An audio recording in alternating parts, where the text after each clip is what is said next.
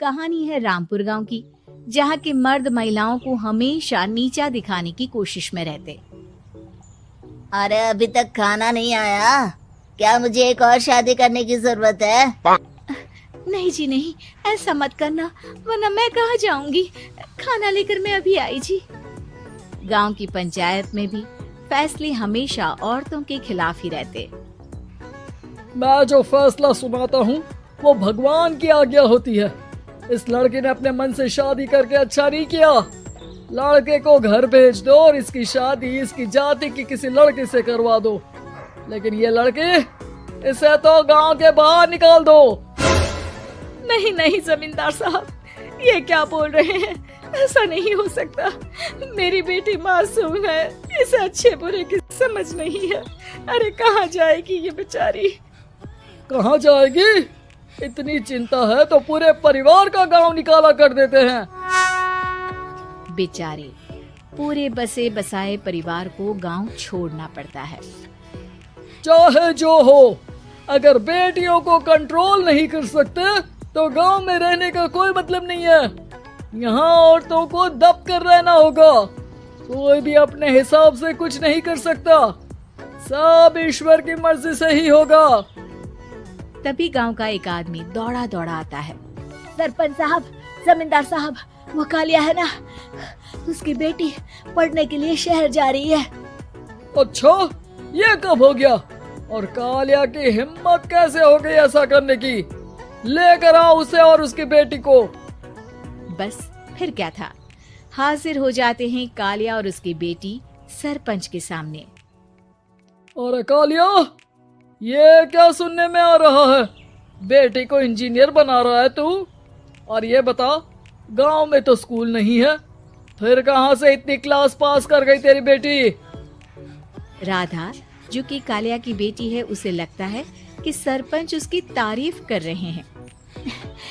सरपंच जी, मैंने ऑनलाइन पढ़ाई की है, डिस्टेंस लर्निंग से। सभी में मैंने अच्छे नंबर पाए हैं, जिसे देखते हुए शहर की इंजीनियरिंग कॉलेज में मुझे स्कॉलरशिप मिली है। वाह जी वाह, क्या होती है ये? पहले तो ये बताओ, फिर आगे की बात करते हैं। पूरा गांव राधा की बात सुन रहा था और राधा बोलती जा रही थी।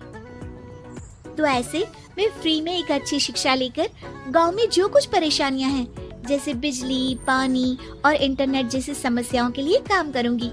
मैं गांव को शहर से जोड़ने के लिए पुल का निर्माण करवाने का प्रस्ताव रखूंगी।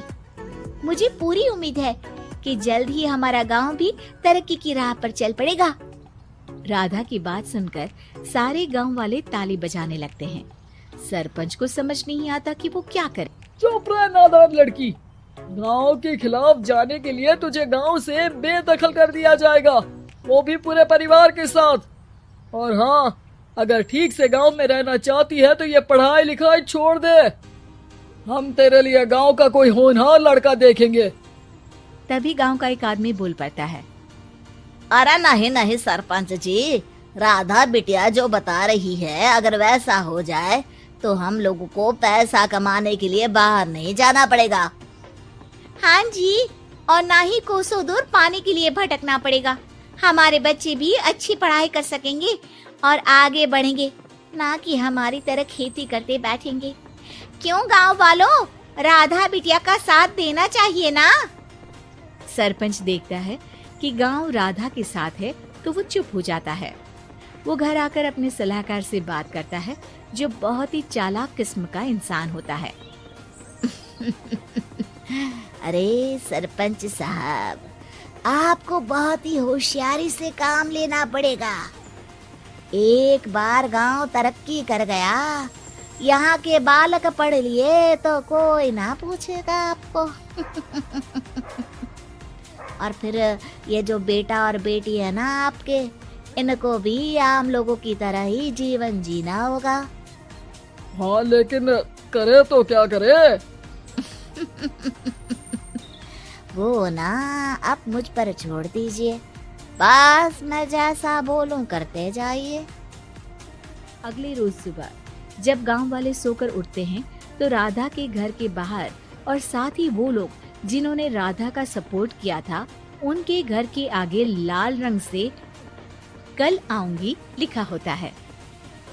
कल आऊंगी, यह क्या होता है? अरे यह तो खून से लिखा है, लगता है कोई भूत प्रेत या चुड़ैल का साया है।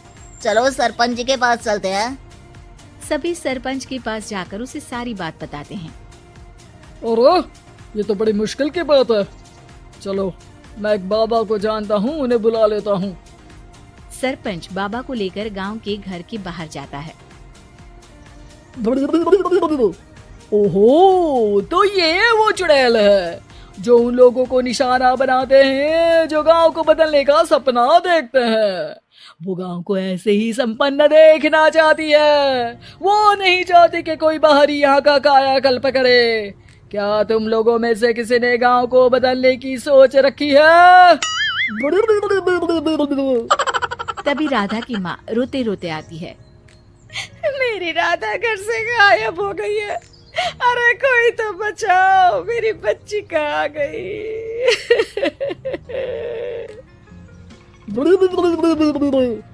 ले गई वो चुड़ैल, तेरी बच्ची को ले गई। अब वो उसे श्रापित करके छोड़ेगी, उस पर चुड़ैल का साया हो जाएगा। तभी बुरी सी हालत में राधा भी वहां आ जाती है। उसके बाल चुड़ैल की तरह फैले होते हैं और कपड़ों में खून लगा होता है। सभी राधा को देखकर डर जाते हैं।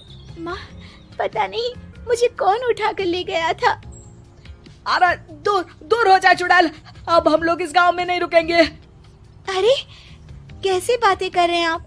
कल तो आप मेरे भरोसे गांव का हुलिया बदलने, अपने बच्चों को पढ़ाने और तरक्की उन्नति की बात कर रहे थे, तो आज क्या हो गया आपको? ये फिर तुम लोगों को बहकाएगी। ये चुड़ैल गांव में आ चुकी है, ऐसे ही ये तुम्हारे घर के बच्चों को भी ले जाएगी। गांव वाले राधा को गांव से बाहर निकाल देते हैं। उसके माँ बाप रोते रहते हैं, लेकिन गांव वाले नहीं मानते। मैं भी अपनी बहन के साथ गांव के बाहर रहूंगा, लेकिन वो पढ़ाई नहीं छोड़ेगी। वहीं सरपंच के घर पर सलाहकार कहता है।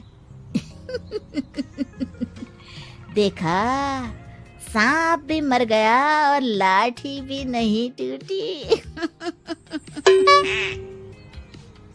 लेकिन अगले ही दिन सरपंच के घर के बाहर भी वही शब्द लिखे होते हैं।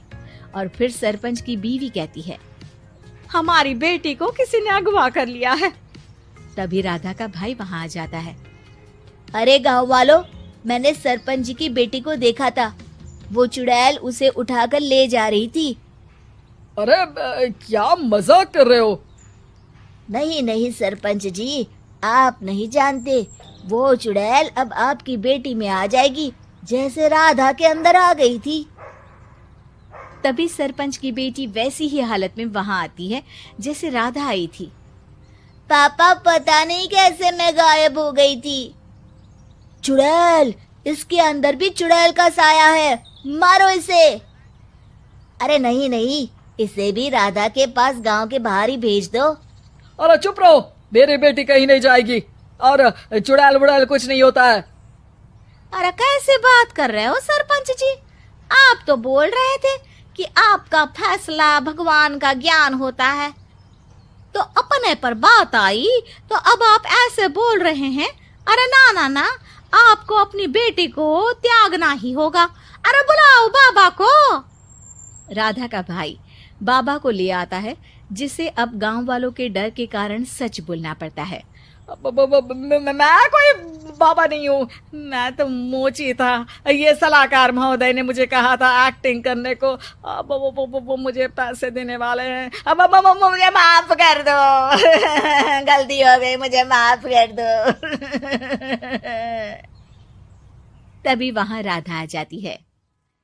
देखा सरपंच जी, जब गांव के बच्चे साक्षर होंगे तो आप जैसे लोगों की चालाकी नहीं चलेगी।